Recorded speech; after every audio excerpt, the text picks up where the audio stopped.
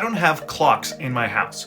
I find them to be too limited in their feature set to warrant having to figure out a place for them in my house. That is why I love iOS 17's standby mode for iPhone. It brings the ability for your iPhone to be a clock or to show you important notifications. Or if you want to stay simple, you can just have clock, weather, and my favorite one is pictures. But right now, it is actually producing them since I had a fresh install of iOS. But any pictures you want will show up here. And then, of course, my fun one, the Counting Sheep, by the creators of Apollo. Rest in peace. All iPhones that support iOS 17 can make use of this awesome feature, with a caveat that I will explain later in the video. So make sure you stick around or go in the chapter list in the little scrolly bar. The first thing that you're going to need to be able to use Standby is an iOS 7 compatible iPhone. It can be from the 15 Pro series all the way down and back in the past to the iPhone XR. You're going to need to use your iPhone sideways, like this, which if you don't have a wireless charger or MagSafe that allows it to be elevated like this Best Buy MagSafe non-certified charger, you're not going to be able to do it efficiently. I will share with you some of my recommended wireless chargers, but this one's from Best Buy. It was $40. Affiliate links in the description. They help the channel grow, and I appreciate your support. The reason why I chose this one for the $40 is because you get AirPods charger, you get your Apple Watch charger right here. The cable not included, but that's okay because I want the faster charging that the Apple Watch Ultra is capable of doing, therefore using my own charger cable.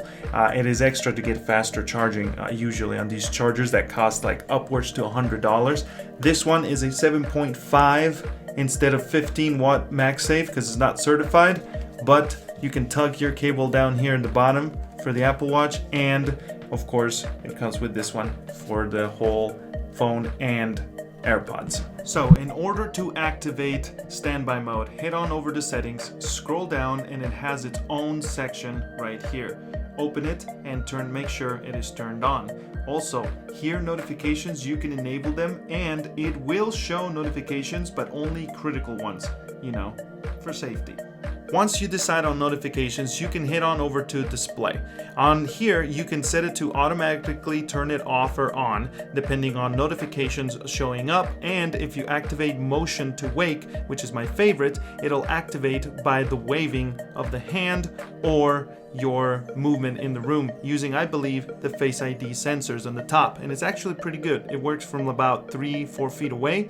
And if you choose never, I wanted never, but the problem is it activates night mode on. I'll show you how that looks.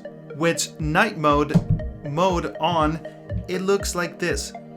Turns everything red once you have enough darkness in the room.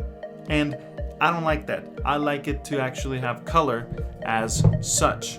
The always on night mode on the standby mode won't be able to work on older devices. It won't allow you to keep it on all the time. It has to be an iPhone 14 Pro series or 15 or 15 Pro series. It is by no means a must-have feature, but a nice quality of life that I personally love because I mentioned earlier, I don't want clocks all over my walls. And this serves its purpose when it needs to be serving that purpose. Any new features or updates coming to standby mode, I will let you know, so stick around. And if you're interested to know if the Razer Kishi V2 works with the USB-C version on the new iPhone 15s, watch my video in the bubbles and recommend it. I'm your host, Anmore07 for Richie Rich Laughs. See you till next time.